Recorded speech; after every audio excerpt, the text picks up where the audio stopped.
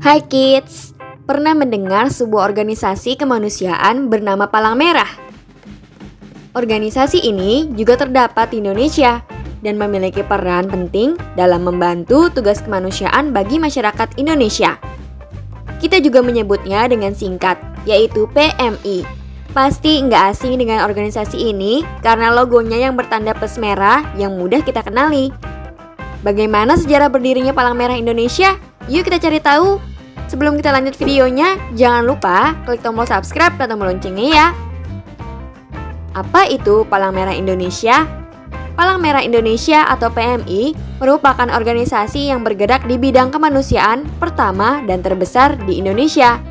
Organisasi ini sudah berbadan hukum dan diatur dalam Undang-Undang Nomor 1 Tahun 2018 tentang Kepalang-merahan. PMI memiliki berbagai fungsi dan tugas yang berhubungan dengan kemanusiaan untuk masyarakat Indonesia.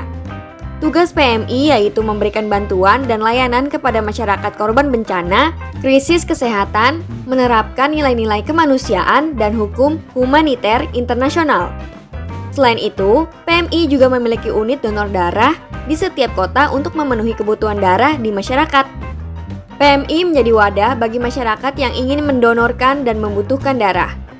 Nggak hanya itu, PMI juga aktif memberikan bantuan kepada korban konflik bersenjata, kerusuhan, dan lainnya. Sejarah PMI. Palang Merah Indonesia atau PMI sudah ada sebelum Perang Dunia Kedua. Tanggal 21 Oktober 1873, pemerintah kolonial Belanda mendirikan NERKAI atau Netherlands Rood Kruis Afdeling Indi, yang berarti Palang Merah Belanda Indonesia. NERKAI merupakan organisasi yang didirikan oleh Belanda sehingga terdapat semangat untuk mendirikan Palang Merah Indonesia atau PMI. Pada tahun 1932, Dr. R.C.L. Senduk dan Dr. Bader Johan menjadi pelopor untuk mendirikan Palang Merah Indonesia yang didukung oleh kalangan terpelajar Indonesia. Proses pendirian PMI nggak mudah karena mengalami 2 kali penolakan. 17 hari setelah kemerdekaan, Bapak Soekarno memerintahkan untuk membentuk Badan Palang Merah. Bapak Soekarno memerintahkan pembentukan tersebut pada tanggal 3 September 1945. Hingga saat ini kita peringati sebagai Hari Palang Merah Indonesia.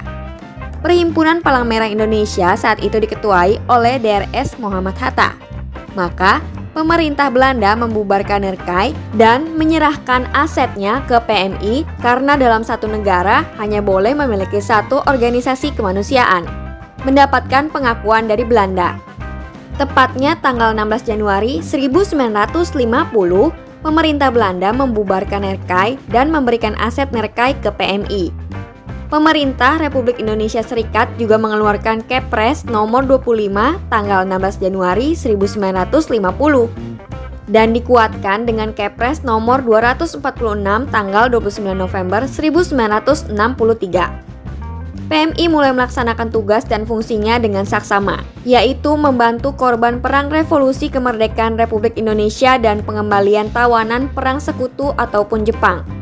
Berkat tugas tersebut, PMI mulai mendapat pengakuan oleh ICRC atau Komite Palang Merah Internasional pada 15 Juni 1950. Karena pengakuan tersebut, PMI secara resmi menjadi anggota Palang Merah Internasional. Setelah itu, PMI resmi menjadi anggota Perhimpunan Nasional ke-68 oleh Liga Perhimpunan Palang Merah dan Bulan Sabit Merah atau LIGA pada Oktober 1950.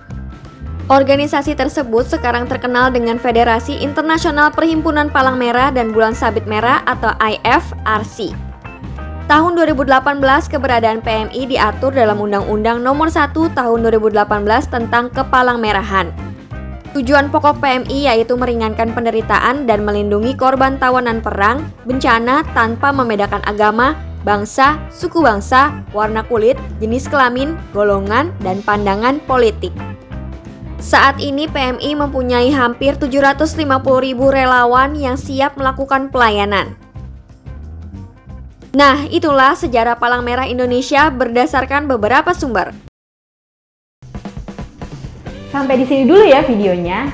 Jangan lupa like, komen, subscribe, dan share ke teman-teman lainnya ya kids. Bye-bye!